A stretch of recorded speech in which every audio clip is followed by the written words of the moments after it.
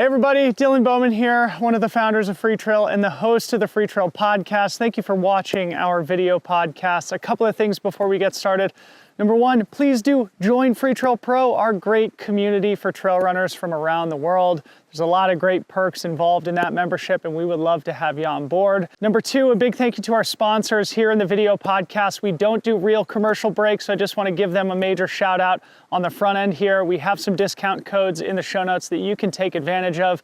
Number one, Speedland, of course, the makers of the GS Tam, the shoe that bears the Freetrail logo on it, and a product that we worked on to bring to market in the spring of 2023. Our other annual partner is Gnarly Nutrition, makers of fantastic training and racing nutritional supplements that will really help you on your trail journey. We always have a third partner on the show that rotates throughout the year. So depending on who it is now, you can find a link and a discount code in the show notes for that partner as well. But a big thank you to the sponsors who do make our podcast possible. Number three, last but not least, we would really appreciate it while you're here to smash the subscribe button on the Freetrail YouTube channel. You can also click the bell icon to get notifications whenever we post new content. We are working very hard to keep you inspired, informed, and entertained here in the great sport of trail running. Thank you so much. Enjoy the show. Anna Frost, Frosty, the legend, finally on the podcast. So good to Yay. see you. How are you? I am great. More importantly, how are you? Great, thank you. And you're home in New Zealand right now. We'll get to that in a second. But Frosty, of course, you're a legend. You're somebody who needs no introduction. But I always start these podcast conversations in the same place, and it's a great way to get to know our guests on a more personal level. So the introspective opening question for you, Frosty, what makes you you? What are your unique strengths and weaknesses? How do they show up in your life? Yeah, so thank you. About time we got this going. It's so great to see you again. I miss hanging out with you heaps. But this will do for now. I'm from opposite sides of the world. Who makes me who? I think that's such a hard question to start off with. I think change makes me who I am. I think evolution or evolving makes me me. And I would like to think that's the same as every human on the planet, because we never remain me, or we never remain who we are or who we were. And I think once you can really embrace that, it's so much easier to take those forward steps. You know, we often say things like, oh, I'm getting back into running, or, oh, I'm getting back into shape, or, oh, getting back into my days of racing or whatever. But I think from a lot of self-work and a lot of experience over so many years of racing, I really learned that there was no going back, and we know that, but it's really hard to grasp. And so for me, I always like to think of oh, here are our steps forward, or here is how I'm going forward. And so I think that of myself, that I'm forever changing, forever evolving. And I think what's definitely helped with how my career has gone is that I've always had open doors of opportunity, and I've never been afraid to step through that door. And if it's a total failure, just back out and go, nope, wrong door, try the next one. And I think that's enabled me to evolve, to go from a hockey player to go to a mountain runner to go into ultra running. Why not just try it and we'll see what happens, and if it's a total failure, we'll just jump straight back out of that. And so yeah, I think it's the ability, or maybe openness, to just evolve and keep evolving. So is that natural for you? It's funny, Anna, and this is such a great place to start, because it really provided a perfect foundation for the rest of our conversation. All the changes and evolution that has been present in your life since we've known each other. But for me, I'm terrible with change. I resist change, and it creates a tension and an anxiety in a lot of cases that's counterproductive to me being a healthy member of society. Has change and evolution always been something that you've dealt with easily, or is that something that you've cultivated over time? I think it's natural. I think I need change. When I've been somewhere too long, I'm like, oh gosh, what else is there out there? I think I've got a real adventure spirit, and I think that was born into me with my parents. We traveled a lot when I was young. And so I think that travel bug is, in me. And that was the beauty of the running, is that not only did we get to run, but we also got to travel to these places um, that were far and wide and beautiful, new cultures, new people. And for me, that was one of the biggest beauties. And that's why, sort of travel and running are so like well married together, because you can do that with the racing, Mm. but definitely, I love change. I love like maybe the unknown a little bit, because it's sort of exciting. Um, Definitely, when you get home or you get to that place that there's something so special about just going, oh, okay, I'm home. You unpack your bags and it's like very relieving. And I definitely get that, and more now so. But I still get a bit itchy, I get like, now what else should I do? What should I do next? What could I do next? It's so funny. I was going to ask you about that too, Frosty. You're back home in New Zealand now. You are somebody who's traveled the world. You split time here in the United States, which we'll talk about in a bit.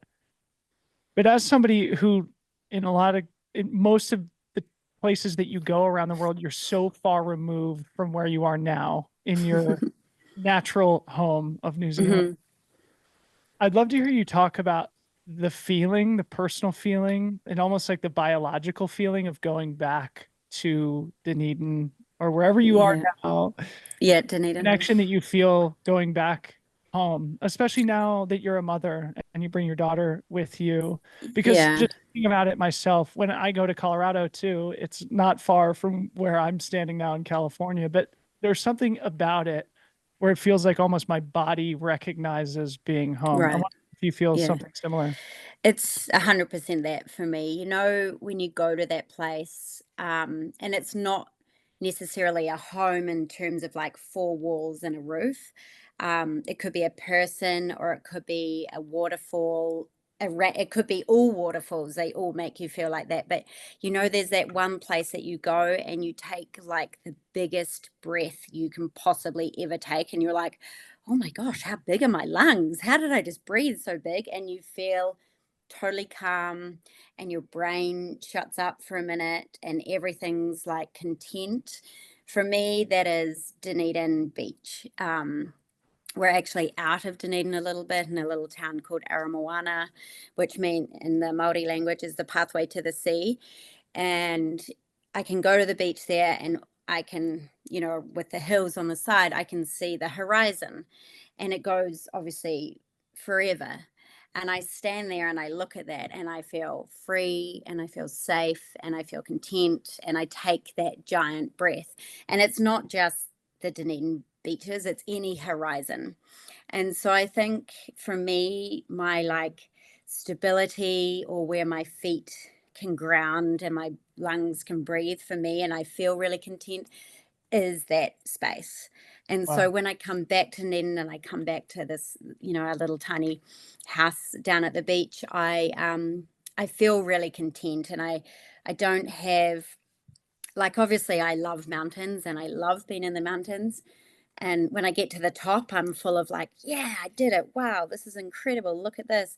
But I also get filled with a bit of like anxiety and stress, not bad anxiety and stress, good anxiety and stress, where I'm like, oh, look at that. Oh, I could do that. And oh, look over there. And oh, look at this. I'm never as present as I am when I stand on a beach and look out at the horizon. Mm, beautiful. Well, welcome home. Thank you. It's so I'm good sure to it's be been here. nice. I'm sure it's Well, the been. sun's finally come out, because the summer in Dunedin is never very lush. We live like we're way southeast coast of Dunedin, so our sort of direct weather comes from Antarctica. So you can imagine what that can be like. Yeah, yeah. Well, Anna, I'm so happy to have you on the show, and we have so much to talk about. And I would like to maybe come back and talk about some of those Kiwi roots. And I want to go back in time also and talk about some of your origin story. But before we do that, I figured it would be fun to just talk about your current relationship with running specifically? What role does the activity play in your life at this point? It doesn't actually. It's been really interesting right now. Running has not been serving me. I ran on the 2nd of January in a little local race.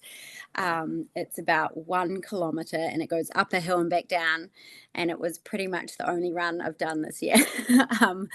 No, I have done a few more. I was lucky to have I Run Far, Megan and Brian come and visit. So of course had to take them on the local runs. But yeah, it's in a really interesting place for me. I absolutely love running. It's a passion. But right now, like the idea of going running does not fill me with passion. I've loved getting on my mountain bike, and I have just come back from a trip in the mountains with some friends where we took sort of fast pack gear and just climbed up and up and up, had our fast pack bivvied out for the night, had some freeze dried food, which always tastes incredible, when you're out hiking, and then hiked back out again. And that was so fulfilling for me, just to be up in the mountains, but without the, I don't know, sort of the pressure or the jiggling of running. So when you say it's not serving you right now, say more about that. What does that mean? I think it just doesn't feel necessary. It doesn't feel like I need it to be happy. I don't feel like I don't have a big race that I'm aiming for, or the need for the running fitness.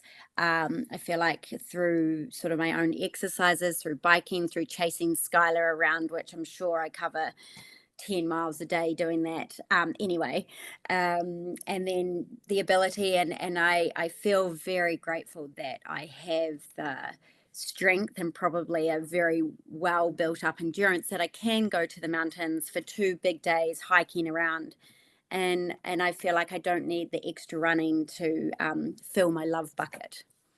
When was the last time that running was serving you? Has it been a while? Because it by the sounds of it, it seems like you've been disconnected for a bit. Yeah, I over summer when I was in Silverton, I have had a bit of a knee niggle, and so running or even hiking up in the mountains, because the sand ones are a little bit different, that you typically hike up and jog down anyway, because it's too high altitude and too steep to run up anyway. So because I had this bit of a knee niggle, I sort of said the miles have to be worth it. So I'd really chosen particular days and routes that I really wanted to do. And I had chosen the John Kappas route, who's one of the founders of Hardock, and who had chosen this 50K loop around Silverton to do as his training run. And it is brutal. Like, it is really, really hard. And so I had decided to do the 50K route over summer, like not in one go. And so that was sort of like, to me, those miles were really worth it, and worth putting my knee in a bit of like pain for that. Yeah. And so, but after that, I've actually had it sort of seemed like one sickness to the next. And part of that was like gross, yucky kids going to daycare. Yep. And so sort of got those. I do wonder if maybe I had got long COVID, and that was sort of not helping me either. And then, we were traveling a bit, so I was picking up bugs and germs, and I just couldn't seem to get right. And so it was sort of 8 to 10 weeks of like a cough, and then a head cold, and then a headache, and then kids' bugs, and running was absolutely a no-go because I didn't want to get more sick. So now that I feel like I've come out of that, and I feel like, the sun rays have beamed me up again, maybe I can think about doing some running again. Yeah. But yeah, the running for me is definitely different when I'm in New Zealand. Running here is like from my house, I have like a 6-kilometer route out and back that I do, and it's got a seal colony at the end, so I spend probably more time looking at the seals than I do running anyway. And I think the running for me now, when I do run, it's about where I want it to take me Mm, rather than the actual running miles or the training in my legs or the yeah. distance. It's more about, oh, I really want to go see the seals because they're having puppies now. So then I run to the seals to see the puppies. Yeah. Um, and or like, oh, we better run up there so I can show I run farther views up the top of the mountains, but there was But no it's view. not about the metrics or the performance Yeah, exactly. training. Well, Exactly. we're going to come back and talk about a lot of that. Obviously, you know that I identify with that a lot with my own Hmm. running right now. And Right. mentioned Skylar a couple of times and chasing her around. I texted you Yes. a video today of my son Oh, you throwing did? for I didn't look. Skylar in the Oh, backyard of Brian Powell and Megan Hicks' house in yeah. Silverton. Oh, I can't wait to post it on the internet when we put this yes. episode out. Great. It's so cute. Going back to your roots and going back in time, you just mentioned, you know, that you were a hockey player. And from what I recall, when I became familiar with you, was that you were a mountain runner.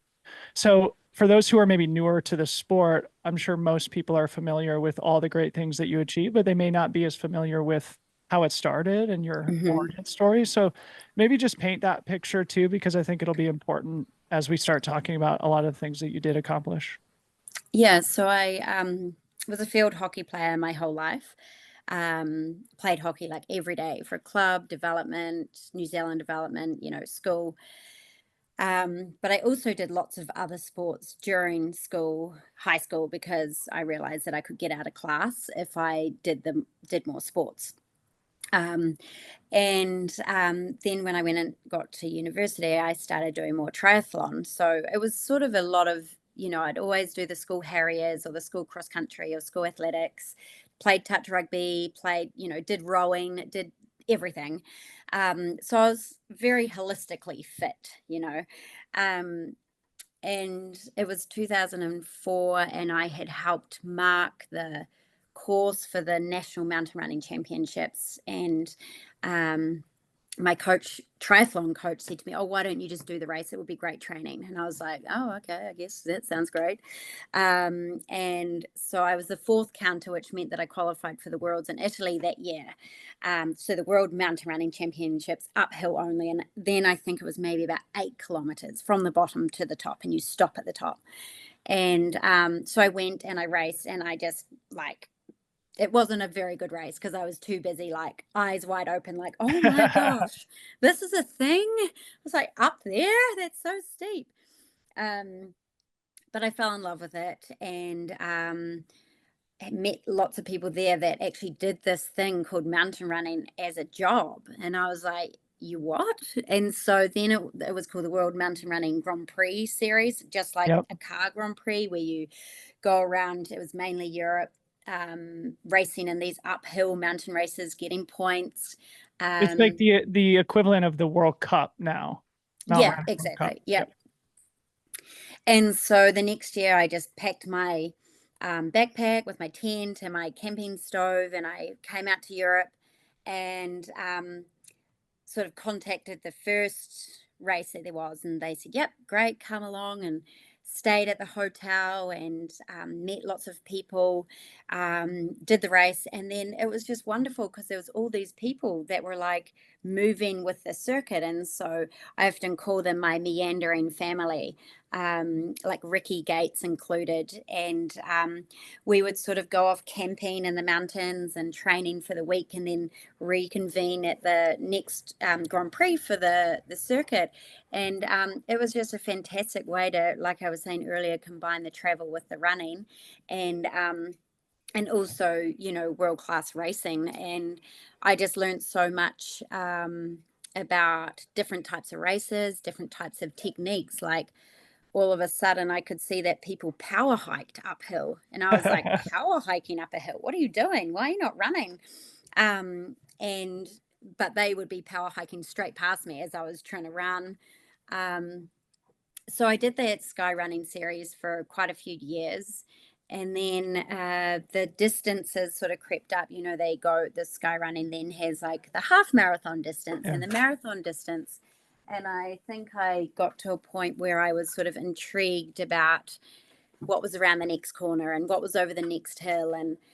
and this was part of the open doors of opportunity. You know, there was no reason why not. So when someone would say to me, hey, come to this race, this is a 42K race, I would say, okay, that sounds cool. And it was, and at the same time, Salomon was sort of really getting into trail running and sponsoring runners and giving us all these incredible opportunities to travel to races. Yeah. And who was I to say no to that? You know? Yeah. All right. So pause there, because Okay, I want to come talk about Salomon. I just wanted to get, that transition, and it sound very much like a quintessential Kiwi or Australian or somebody. Just pack the stove in the backpack, just go to Europe and figure it out. And what a great way to live, especially when you're young and you don't have any obligations. One of the things I'm curious about is whether you were influenced by Jonathan Wyatt, because he was like a 6-time mountain running world champion at that time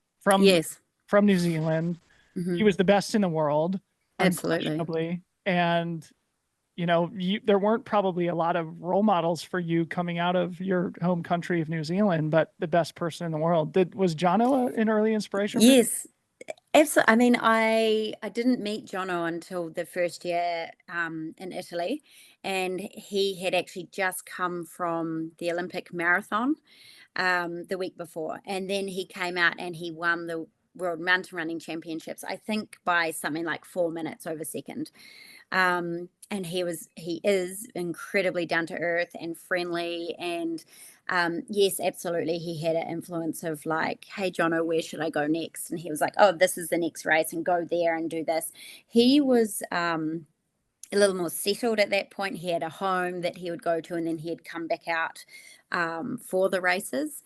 And but definitely he would say, these are the great places to go, introduce me to a lot of really fantastic people. Awesome. And now, I mean, just looking at the last 15 years, obviously there's Jonathan Wyatt, who we just mentioned is a legend, yourself, absolute legend, Ruth Croft, Hall of Famer also, Scotty Hawker. So there's been like a great tradition. And now even like Dan Jones is crushing it too. Yes. Western States, UTMB, etc., Tarawera. So there's a great tradition of like top Kiwi runners now. And is there, in your mind, like a commonality between the characters that I just mentioned or about Kiwi sporting culture that has created such prowess in the ranks? Well, I think typically New Zealanders are very humble and would never be like, yeah, I'm pretty good at what I do. And I also think that they're pretty up for giving it a go. And so the idea of like coming to Europe and just having to go and seeing what happens is not scary. I mean, yes, it is a little bit scary, but it's like, it's worth the little bit of scary to go and do it for potentially a great outcome and to have a go. Why not? No one knows who you are anyway, because you're from little old New Zealand. But we are extremely lucky that we have incredible mountains and some very classic races in New Zealand that we've got amazing role models that have done these races for years and years and years and have set such a high standard while remaining very humble. Yeah, I love that about each of you. Okay, so eventually you join the Salomon International team among the likes of Kilian Jornet, Francois Dane, Iker Carrera, Miguel Heras, Ryan Sands, Ricky Gates. Again, just like a who's who, especially in that era of the sport. And there was the advent of Salomon Running TV, which I want to talk about here in a second. Dean Leslie and the African attachment that would travel around with the team and make a lot of incredible content that inspired a whole generation, myself included. For those who weren't around at that point in the history of the sport, paint the picture of that transformative time, because I really do feel like it provided the foundation for this modern era of the sport. So it was a lot of fun. Our sponsorship at the time was not high level. It wasn't really professional. If we're talking some good shoes, free travel, expenses covered, and a couple of thousand, but you don't really need a job because we'll cover you the rest of it, but you just have to say yes to everything, and we were like, okay. um, and we were all highly passionate about running, and I would say probably about all of those people travel as well. And so we could see that there was just so many places to go and race. And we just had a lot of fun because what was there to lose? And we were with very like-minded people, and just had, even though we all had very high expectations on ourselves and also on each other, we also allowed ourselves to play hard and train hard and race hard. And the other difference, I think, maybe then was also that there was like a race series, and so we would start the race season fresh after everyone had sort of had either their winter skiing, or for me, I would come back to New Zealand and have the summer laying on the beach. We'd come back and we would start that first race in like April, and we would race the same races. And by the time we got to the end of the season in like October, we'd all be completely wasted. But it was fine because we're all on the same, like all wasted. So, it doesn't matter. And, because we did so much travel together, we had to be each other's family and each other's support. And we were the ones that saw each other in those highs and also in those lows. And, we were picking people up, especially when sort of we began doing more press conferences, more interviews, more group runs and more travel where, let's face it, we're runners. We're actually really... we really want to be in the mountains on our own, but all of a sudden we had to be with other people all the time, and we weren't getting like rejuvenated, I guess, as much as we needed. And so at various points we all were like, and so we really needed each other to pick each other up and give each other some space. And I think because we were training together, while we were still very competitive, and we would compete until the finish line, we were there for each other as well. We would wait for each other at the aid stations if we were halfway through and could see the other one was struggling a little bit, like, come on, let's go. We've got to keep moving together. There was a lot of that. And yeah, it was just a very special time, I think, purely driven by passion over profession. Yeah. What was the feeling among that group at the time? Like, did you have a feeling that something incredibly special was going on? Because all those individuals that I just mentioned will go down in the history of the sport, and it was all documented beautifully. Mm-hmm. Yeah, we were so in it, like we were just living the dream. We were not really aware of what was happening or where it was going, or we understood that this was the beginning of something. And we were so lucky that we had then the African attachment along. They became really great friends with our meandering family again. We almost forgot that they had the cameras with them. We were very open and honest with them, and we trusted that they would tell our story honestly. They wouldn't do anything that, was a bit manipulative just to have good media. They told beautiful stories. They were very precise on getting the shot, sometimes so much so that you were like, I'm out, we're done here. The light's great. No more takes, for God's sakes. Come on. Yes, exactly. Yeah. And yeah, they really did document. But like I said, we were just having a lot of fun without the pressure of being like, oh, you guys are creating something here. No, we were just having fun. We were just doing what we loved.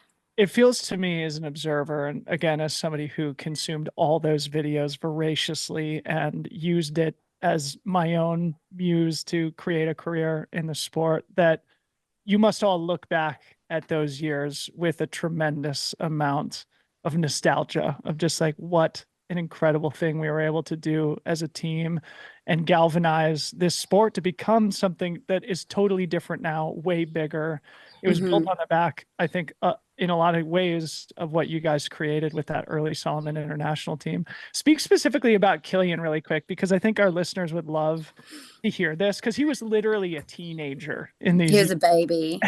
And so you were among the small group of people who witnessed his ascent from the earliest days. Was it apparent to you and the rest of the Salomon team that he would become the phenomenon that he had? Yeah, he like you say, he was a baby. He came in, when he was just like a sweet and little innocent kid.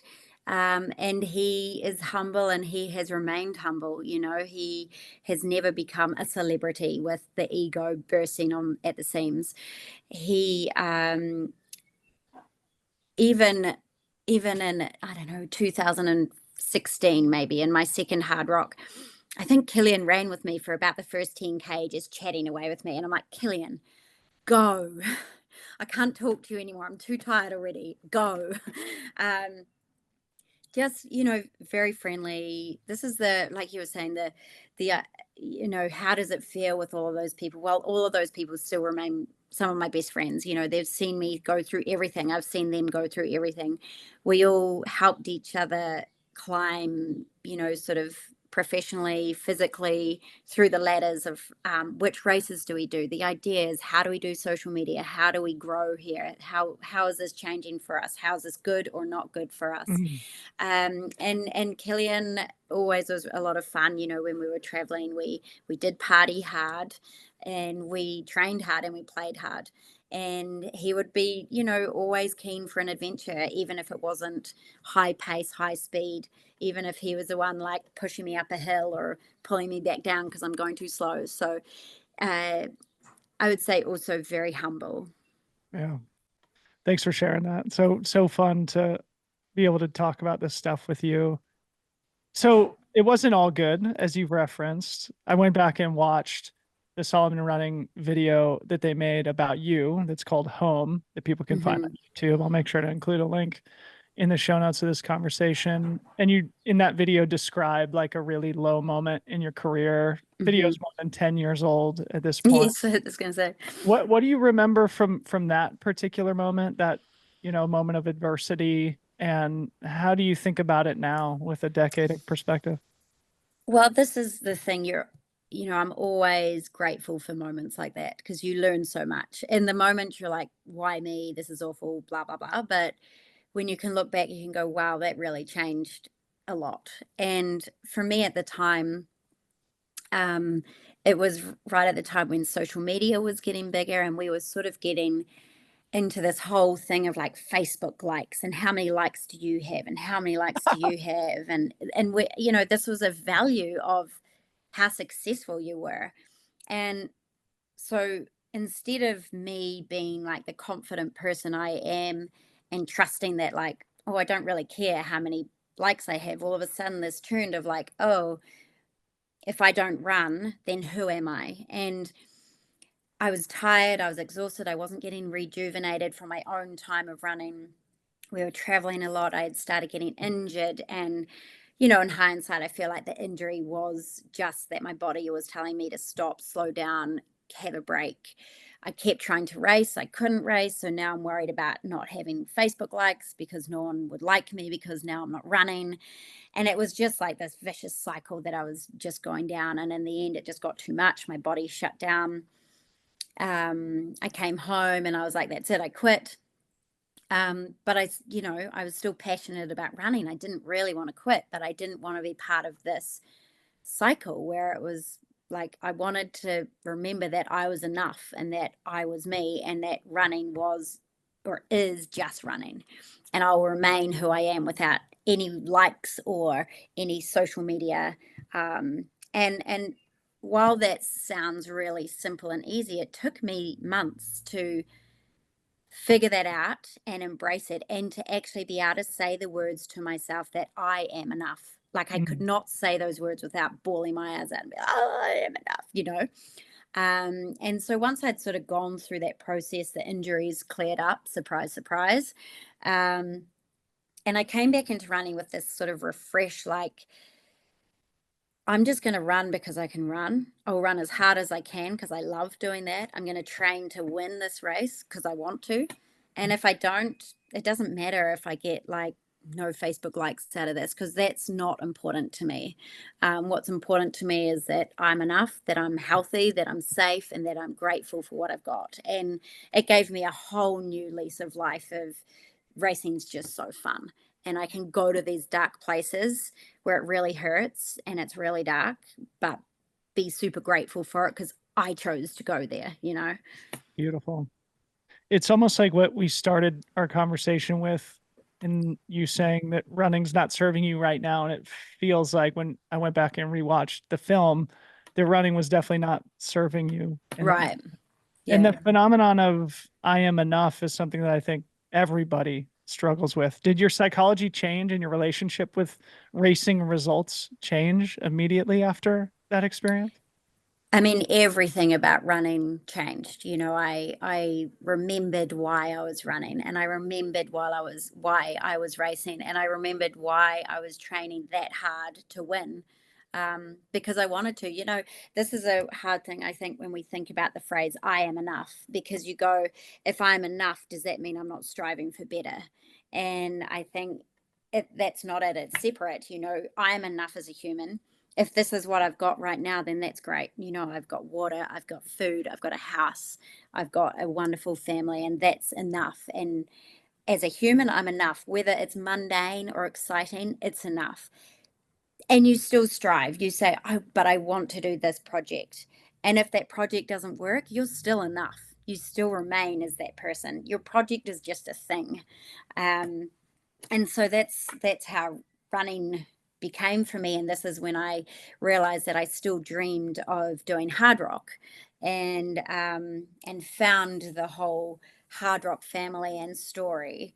And you probably want to pause there because you'll probably want to ask me a leading Well, question. we can go to there that. next, but Okay. yeah, we can go there next. But I just think that's beautiful and so well said. And I think, you know, I certainly struggle with that too. And I'm sure everybody does, of just like Yeah, never absolutely. being satisfied, never Right. ever being satisfied.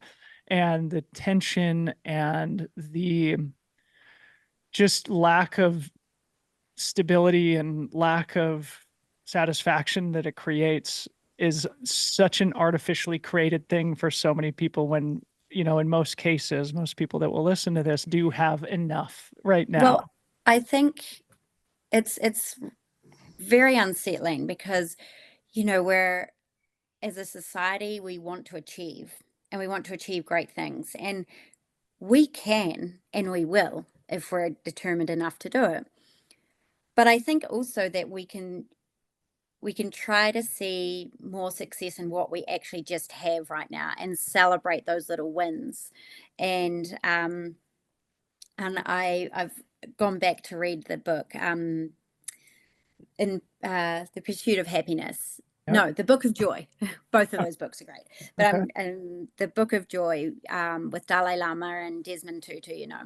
Yep. And basically, they're just these two joyous people coming together and talking about joy. And they just say, like, if you can release the need to have all these other projects on the go and the stress to reach those other projects, right where you are, you can just find the happiness just with whatever you have. And if you think of both of those people being so joyous with what they have, which was not a lot, I feel like if we could embrace where we are right now, then there could be a whole lot more happiness and settled lifestyles, where then you go, okay, now I'm in pursuit of that other goal that I have. And I don't know if it becomes more focused or if it becomes easier or less stressful to say, I want to reach that when the time is right for me, without being like, what are all the things I should do right now? Yeah. It's funny. We've been talking about this with our small team here at Freetrail. I read something somewhere. I'll try and find the reference and put it in the show notes. But it spoke to me deeply recently because my instinct is always to like add more in Right. some frivolous pursuit of like whatever. Fulfill. We're not enough right now. We need to add more. And Yeah. there's some research that's been conducted about this too, where if you present a situation to somebody and you give them the prompt, improve this situation, the human instinct is to add something when Absolutely. in reality it's the subtraction of something or maintaining Yes. steady state and finding stability, which is actually the right thing to do. Anyway, I think that's just relevant to the whole feeling of I'm not enough. I need to add, I need to do more, I need to be Yeah. more. When really maybe the important thing is subtracting, and that will Yeah. get back in touch with the feeling Or of even without subtracting, even just calling that a win, you know, being like, yes, I've got that and I'm winning right now. You know, like this is this mum guilt or parent guilt that, you know, you've probably got as well. And you go, oh, I've done so many great things today for my kid. And then the kid is like, I just wanted an ice block today. That's all I wanted. And you're like, oh my gosh, we have gone to the playground, to the library, we've gone swimming, we've gone kayaking, and you didn't get them the ice block. And you go, if only I'd got them the ice block. And then you feel bad. You're like, oh, I've failed my child. And it's like, oh my gosh, you know, and just being happy with where you're at. It's hard. It's hard to connect to because you want to always succeed it's and you so always hard. want to Yeah. provide. And I even remember this very early on with Skylar, like, you know, there's always that thing of call it a win, you know, call like getting out of your pajamas a win and be stoked with that for the day. And with your running, if you manage to get out the door and run 2 kilometers, call it a win, you know, that call it training. If you don't even get out for a run, but you get to swing on the swing and run around the playground 5 times with the kid, call it a win, you know, and just be everything that you do, be like, yes, I did it. At least I did this. This is great, Anna. Thank you for the therapy session and the life You're advice. welcome. I'm sure there's a lot of people nodding along with us now. So let's come back to what you just mentioned with Hardock, because coming out of that hard moment in your career, it feels like, you know, approaching the long course, especially the 100-mile type racing, was maybe the spark that you needed in that moment to become motivated and inspired with your running again. I remember being in Silverton with you before you made the transition to racing 100-milers. I remember specifically you, me, and Anton Krupichka went up Giant Handies. Pass. Yeah, No, it was yeah, Little Giant that we did Handies. together. No, we did Little Giant. Anyway, the Okay, important thing wherever is we were. that now you are a 2-time Hard Rock champ, 3-time finisher, I think, and you live in Silverton for much of the year. So just talk about that race and that community, that town, and what it's meant to you in that decade since you and I were there together for the first time. So you were absolutely part of the inspiration to do Hard Rock. I could not believe that we were on a race course when we were going up there. And you and Anton had like disappeared up the mountain. And I'd said, oh, I don't know where to go. And you guys were like, it's marked. Just follow the markers. And I'm like, it's marked? What do you mean? We're like scrambling up the side of a mountain. This is not marked. And sure enough, the little Hard Rock markers. And I just fell in love with it. It was just grand. It was big. It was beautiful. And then, of course, you are faced also with the community, and it's in this little tiny town of Silverton. I had come there to crew Killian, and it was just so great to be able to see Killian able to walk around Silverton and not get mobbed, you know. To have the freedom of just like, this is such a great place. We're all calm. We're all here. We're all in for this journey around the mountains. And it wasn't so much about the race or the hype or the gear.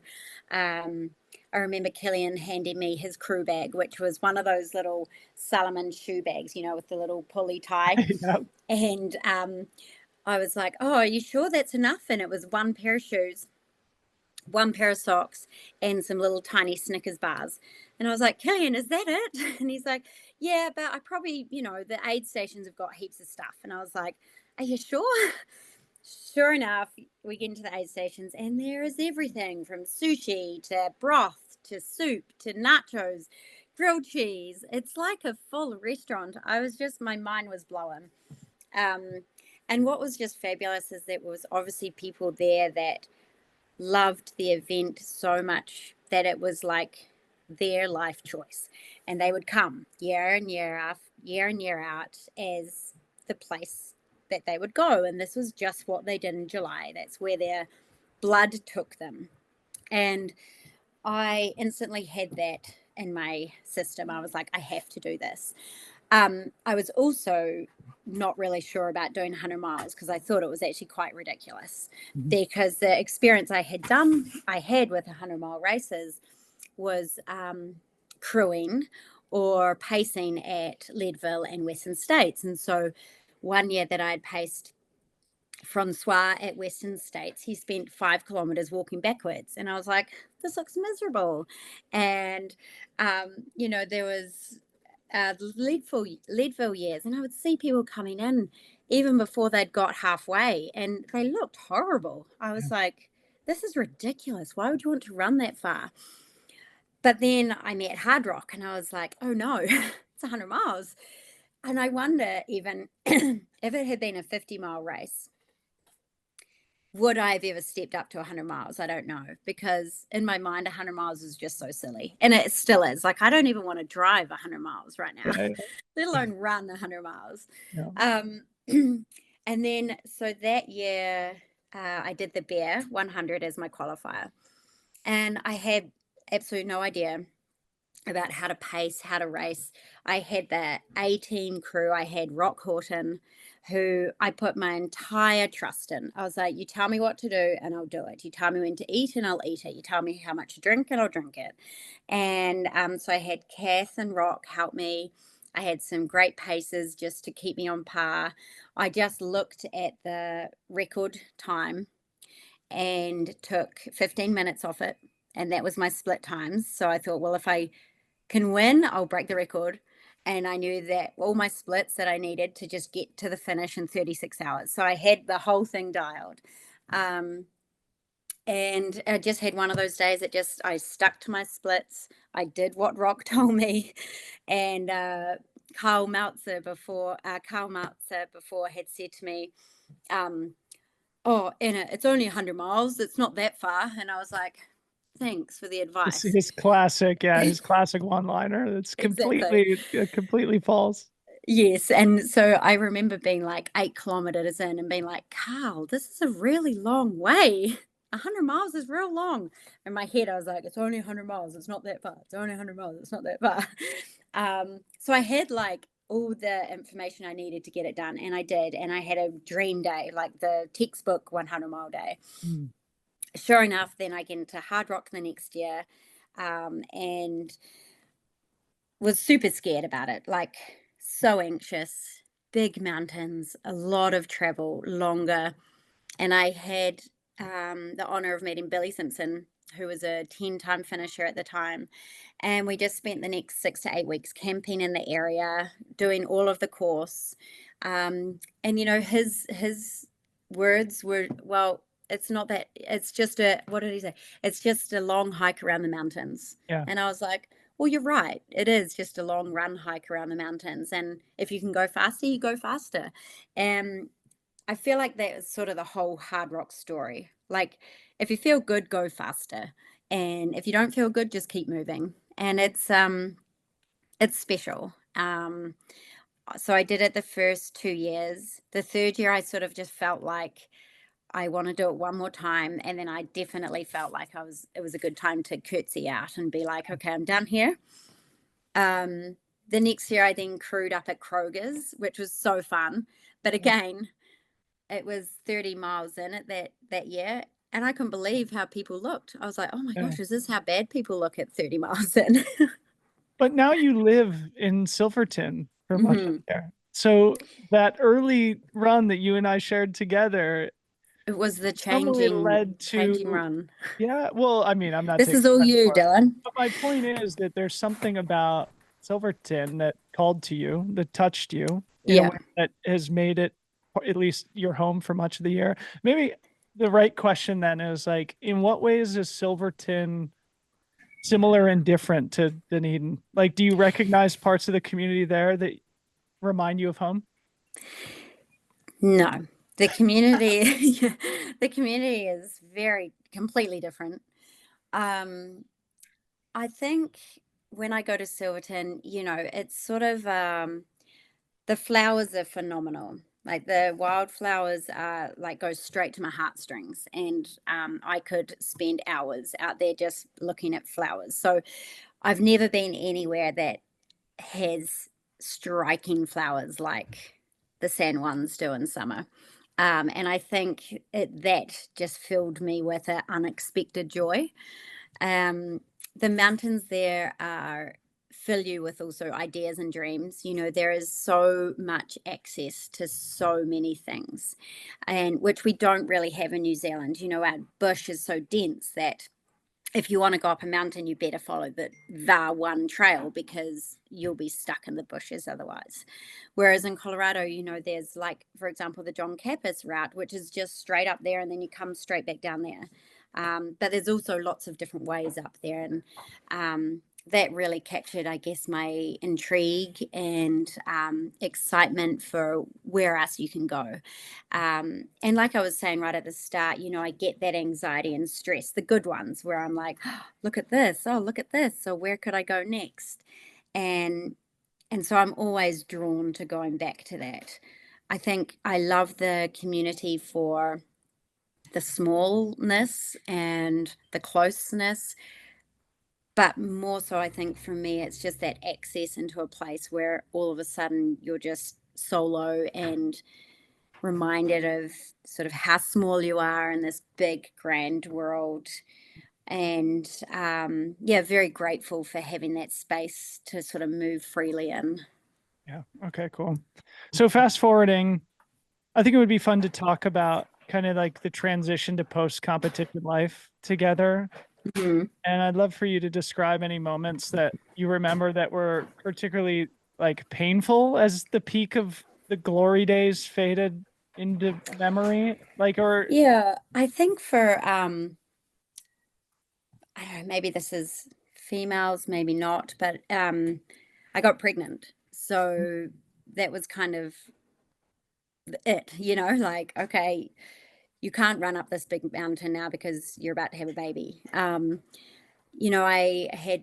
had a really long running career. I was very content with an amazing career. I'd had lots of highs, lots of lows, lots of great people, family, friends, support along the way. And I was sort of ready for the next phase of my life. I was ready to start a family. I just didn't think it would come immediately. And so I was out in Europe racing on the VK series, actually, and realized that I was pregnant very quickly out there. And so I sort of finished the VK series, listening to my body very well, but green in the face from morning sickness. Got back to Colorado to volunteer at Kroger's and found out I was pregnant. And so it was sort of a nice way that I didn't have to make any decisions, that my life was just the open door of opportunity, and it was evolving and changing, and this is the direction we were going next. And I know a lot of mothers step into racing again after they've had babies, but for me, I didn't really have that one race that I had to do, or that goal to be competitive again. And maybe this is more of a personality type where, when I'm running, and when I'm mothering, I'm mothering, and when I'm mountain biking, I'm mountain biking. I'm very like direct or focused on that thing. Yeah. And so I had an amazing pregnancy, and it allowed me to keep running throughout my pregnancy. I even did some guiding of our running trips in Ecuador and Bhutan when I was 6 and 7 months pregnant. And then when I had the baby, I was just shell shocked. I was like, oh, wow, okay, life is done here. Really, you felt that like your body wasn't going to be able to sustain the amount of training that it would take to come back to the highest level? Is that what you mean? Yeah, it was that. Interested. mentally, I was not interested at all, one bit. I really struggled in the early phases of having the baby. Like that first 12 weeks, I had postnatal depression. And I would say that that had come on from sort of I didn't give myself a chance or time to accept that I was now going to have a baby and I had to breastfeed the baby. I couldn't just go outside and go running whenever I wanted, and that I couldn't go there and I couldn't go there. I had a baby and I was a mother. And while it was wonderful and beautiful, it was painful. I was tired. I was had an emergency C-section. So I was also recovering from this major surgery where, they slit you in half and then give you a baby to look after and send you home. And you're like, what on earth? Moms are Everything. amazing. Yeah, I know. Isn't it a crazy thing? And I just had to sort of work through this. Like, yes, this is really hard. And it wasn't even that I expected or wanted to be racing, but to have the time to accept that this was the new me, that I was a mum and I was going to be focused on being a mother, and that running really was just running, and that it was absolutely not a priority, and neither was the training over sleeping. It's almost like where we started, Anna, with you saying that you're just good at change, and this was a moment of change Weakness. we're Yeah, ready for. I think it was just But most athletes don't feel that, right? And so maybe this is an interesting thing to talk about too, because like, yeah, Skylar's born, a beautiful transformative moment in your life. But I mean, dude, you're Anna Frost, man. You were one of, if not the best in the world.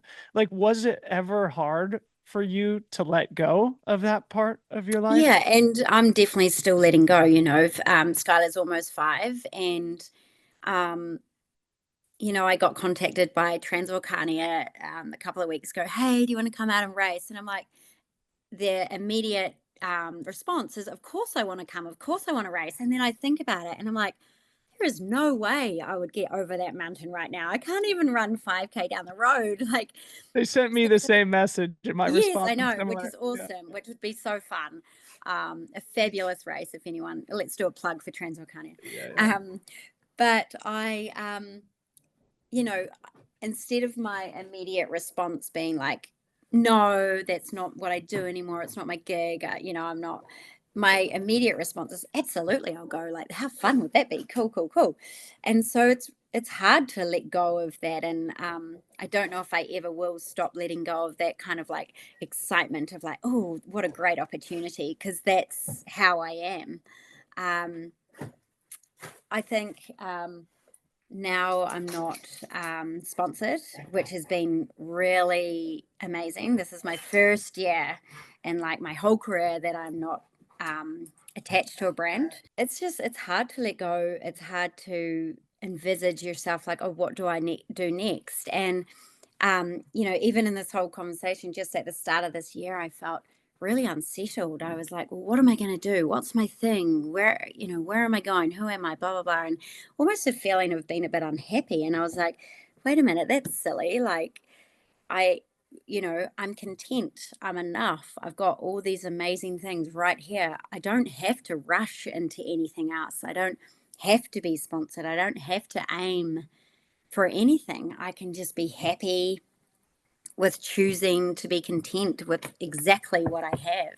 And it's been cool. It's been a good learning, or like maybe a refocusing phase, and I intend to try to stay like that for a few months before I kind of jump into the next sort of like project. Yeah. There's always things that I would be excited to do, places that I've loved to go and go back to. I've always wanted to go to La Reunion, the island of the Diagonal des Fous race, the island of La Reunion. Should we go together, Dylan? Let's go together. I need redemption. Let's do a family trip there. Yeah, we could just walk across the island together. And yes, over like 2 weeks. Can we do that? It'd be amazing. And so those things excite me still, but it's definitely with a different, like, I'm not going to go training to win. Yeah. Well, thanks for sharing that. I think it's relatable. I mean, for someone like you who, yeah, like I said, is a Hall of Fame athlete who was one of the greatest of all time, I'm sure it is painful at times to sort of feel like, time moves, right? And as Hmm. beautiful as it becomes, and as you evolve and as you have children and build a family, so many great things to be grateful for. But I Yes. know it's a human instinct to, remember the Well, 3 days, but it comes back to and the I am enough philosophy. yes. Yeah. And I think for guy athletes, like it would be easy to say, oh, well, your wife or your partner had the child, like I remember when Francois had his first baby, and I remember the conversation kind of being like, oh, he can continue doing Mhm. his racing just as he was. And I was like, but there's a baby. Like, doesn't that mean that you don't sleep? And doesn't that mean you have to actually do stuff with your baby? Like, it's not just like figuring itself out over there. Yeah. Um, and so I think for Well, I mean, guys it's as been a well, really hard, it's been a really yeah, hard transition for me. right. Amazing, the greatest part of my life, bar none, but Yes. it's impacted my athletic career. And I think that's the case for all parents, more so probably for moms than dads. But I mean, speaking for myself, it's been a really hard adjustment. Well, and I think guys get sort of a tough go of it as well, because let's be honest, the babies actually just need mum. They need mum to feed them. They need mum to look after them. I know it's heartbreaking sometimes. I'm like, Yes, dude, and you need me because a they're little bit more. crying and you're right there for a cuddle, but they want mum. I know. Or like the thing is that it's just a hard place to also be part of as a guy. So that's why I'm always like, and especially with people that I coach as well, whether it's a guy or a girl, a mum or a dad or whatever, that you always have to focus on the steps forward. And if that means that your baby got an extra cuddle from you today, and you didn't get to go out for that run, claim it. Like, it's okay. It's just one run, and always taking those steps forwards. Well, the baby's done this now, and so it's given me space to go for even a 20-minute jog, or I've gone for a stroller hike, or the baby's in the backpack and we're going to go learn together. Like, in my mind, that's more important than doing your training. Yeah. Yeah. Obviously we need like our peace of mind, and that's where a lot of us go for the running. It's definitely where I go to tell my brain to be quiet for a moment and just stop. And that is also important when we have kids, but it doesn't have to be a run. It can Yeah. be a walk. So, a couple more things I'd love to touch on before we wind down with my closing question, Anna. And I think we're sort of pressed for time here, so thank you for hanging with Hey, me. I can talk to you all day, so Okay, good. Okay, we good. might have to do So, a part 2 or 3 yeah, we should for we more should do questions. that. But Yeah, there's a couple more things. Do you still have some time, or should we? I have time. Okay, cool. Yeah. I just want to make sure that I'm not just screwing up your Yeah. afternoon here. But No. two things. I'd love to talk about, sort of building a career in the sport because you've been so effective at it. And I'd also like to just sort of explore the state of the sport right now with you. So maybe starting with the career aspect, like you've built a really resilient career, coaching, guiding. You've got your Sisu Girls project that you work on, brand ambassadorships and stuff, even though it seems like that's sort of come to a close now. I'm sure like some younger athletes touch base with you about advice and stuff as they grow in the sport. And I think it would be good for you to just sort of like talk about how you've been able to build and maintain a great career, especially as like your motivation and your exposure to the sport has changed over the years. Yeah, I think it's definitely changed over the years. Now it's a lot more professional, and we've seen races pop up everywhere, all around the world, at every time of the year. And so there's not so much of a series of races now. There's not so much of a family that of racers that move from race to race. People can be a lot more select about what their brand expects of them, or where they might go for particularly bonuses that brands offer athletes. And that can really direct where you go, what you do, what races you do. Races that particularly you might not particularly want to do or be really inspired to do, but it will be part of your career. And that's where I stood very early on in my career. I would not do a race if I didn't want to do it. And in the end, that may have cost me my sponsorship. But I was standing firm to that. I was only going to do a race if I was interested in traveling there, or that it was really inspiring, or that, I really respected the race for the race directors, what they did, what they gave back to the community. And I stood firmly to that. And whether that cost me or not, I don't know. But I chose that. If it's different now, I'm not sure. But I also feel like as an athlete, you have the choice to say to your brands, this is my morals, this is where I stand, this is what I will do and won't do. And if you don't set that marker, then I'm just going to be honest here, brands are brands and they're a business. And deep down, they're more concerned about themselves than what the athlete is doing. And that is what I've learned. I'm very loyal person. I will do my part for a brand, and a brand will do, as a supportive brand will do what they can for you. But you have to remember that it's a business and that you're a name in their business. And that comes back to sort of separating yourself from I am me and this is my running brand. And that's hard to do. But when you're negotiating brands or sponsorships, you have to say, Anna Frost would like this. And if they're like, no, we're not going to give you that, instead of being like, oh, heartbreaking, ouch, that hurt to yourself, you're going, oh, okay, Anna Frost doesn't get that sponsorship. What else could she get? And you separate it from you as a personality, and see it as a business. I think that's really important, to see yourself, put it in a basket, and even talk to the brand about that image that's in the basket rather than it being personal. And I think the biggest question is your longevity. For me, health was more important than anything. And I wanted to be able to run a long career, and I wanted to be healthy at the end of my career. And I would not do anything that would put me out of that space of health first. So, it's important, especially women in sport. We're still seeing unhealthy behaviors in running, and which makes me so sad, because you just don't have to be. You can be very healthy. We have access to help. We have access to support. And for me, it's so much more important to see longevity, healthy, strong women and men in the sport over high performance for a really short time. Because in the end, it's just running. And it's not such a profession that you couldn't just go and get a different job. You know what I mean? Like, it should be full of passion, and it should be full of like a long career.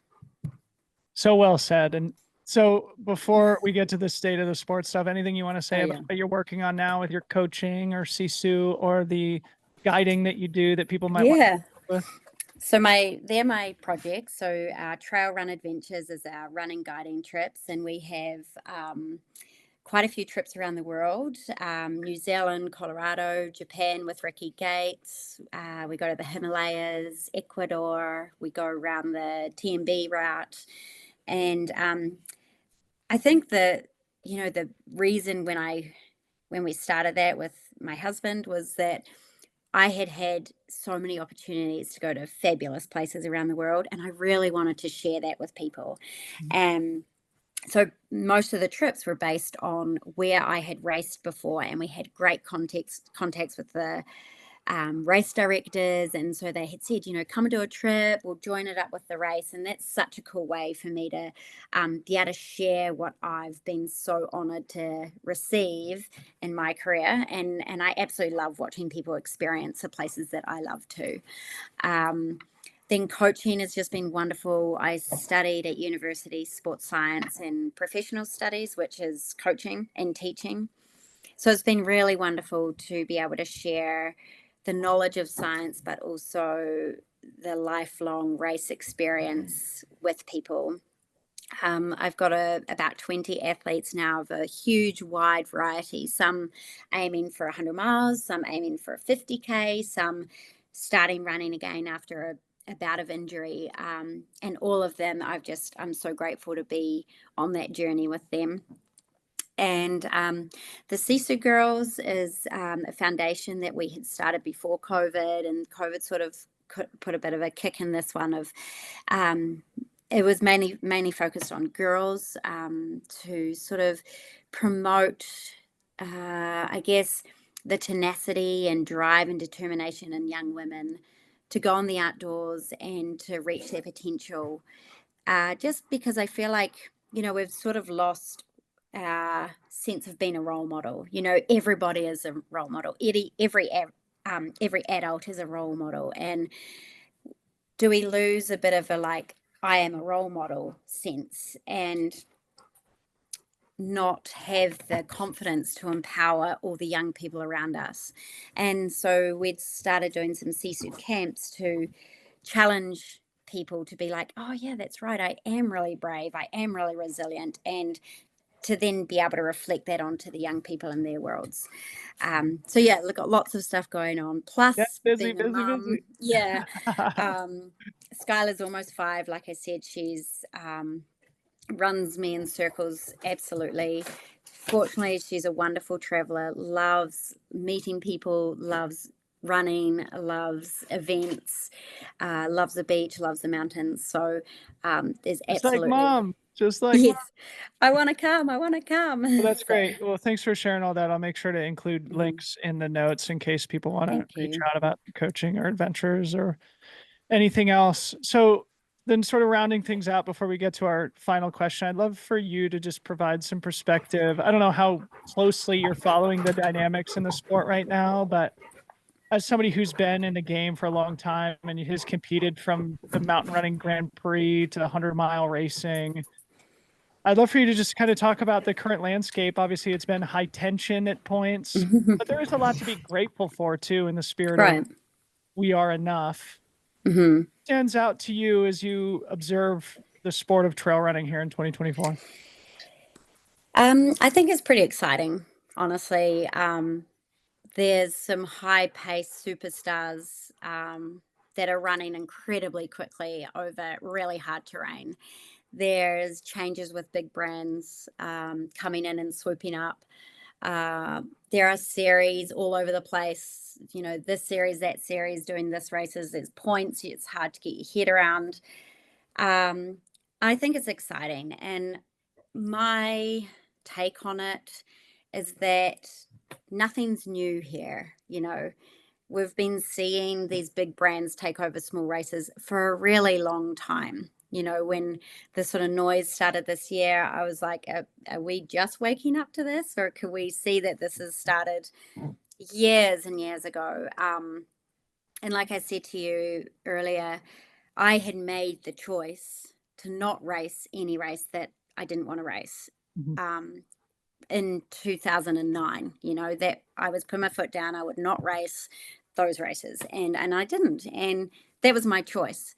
And I think we all, instead of sort of saying like, this is why I'm doing this, this is why I'm doing that, this is why you should not do this, just do you, and you make a choice. If you don't like that lottery and you think you could do better, then do better. Go ahead and create your own race with the lottery. If you don't like the way that they do that race series, don't do the race series. Make your choice and make your standpoint. No one needs to know about it. No one needs to be judged one way or another. If you enjoy doing that race, do that race. Don't feel bad about it. Go ahead and do it. And I think it's just running, and there's some wonderful races doing wonderful things. There's some other races not doing such great things, and you support whatever you want to support. Yeah. So well said again. Thank you so much. And I think it's just really important to, that like not everything needs to be preached or said, right? Like align your actions with your values. You don't need to, justify it to anybody else.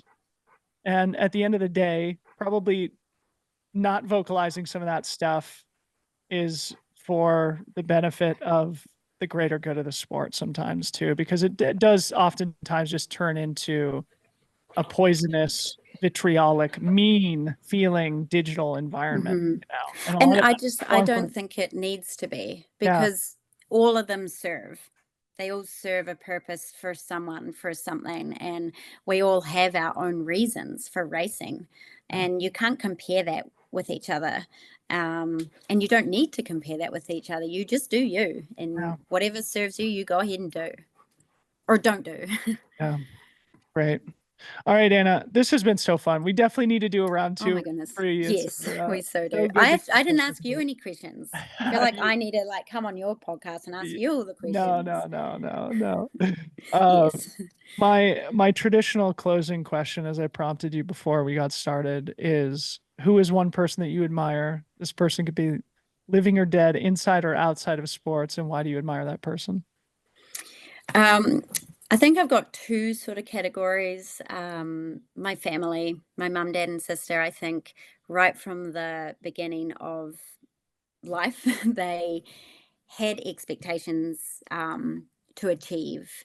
And while that wasn't forced down my throat, I definitely felt supported to try.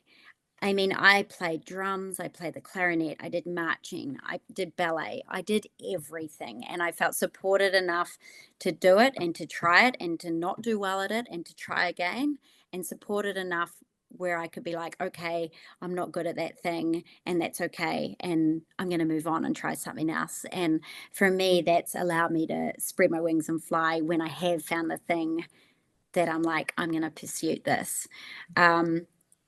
So that's my close category. And then I think more recently, maybe so after I read the Book of Joy again by Dalai Lama and Desmond Tutu, I think the joy for me has just been sort of like my sort of the choice of happiness has been something that's really guided me over the last few years of all of this change, from professional running to pregnancy to moving on to what's next to how do I keep moving.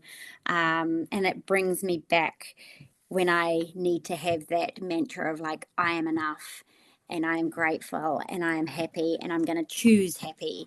And I'm not saying I'm happy all the time. There's times when I'm like, oh my gosh. And, things aren't great and the world is not always great.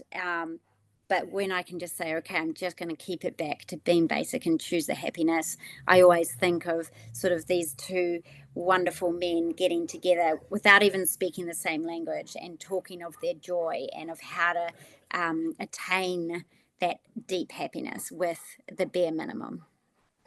Another beautiful answer. So the Dalai Lama, Desmond Tutu, certainly worthy of admiration. And you mentioned, well, can't you just imagine them sitting around laughing together and I think that the choice of happiness is a good way to put it. It's something my wife preaches to me all the time. She's just like, dude, relax, let go a little bit. Just decide to be happy. Choose happiness. Stop being such a neurotic asshole. And then your mom, you mentioning your mom reminded me that when I was rewatching your Salomon running video, you 2 look exactly alike. It's so amazing. And so does Skylar now. She's just my little Twinkie. So it's very sweet. Well, Frosty, you're the best. Thank you so much for coming on the show. It's been a joy to chat with you. I can't wait to share this with everybody. And I hope our paths will cross very soon. Oh, I know. I hope so too.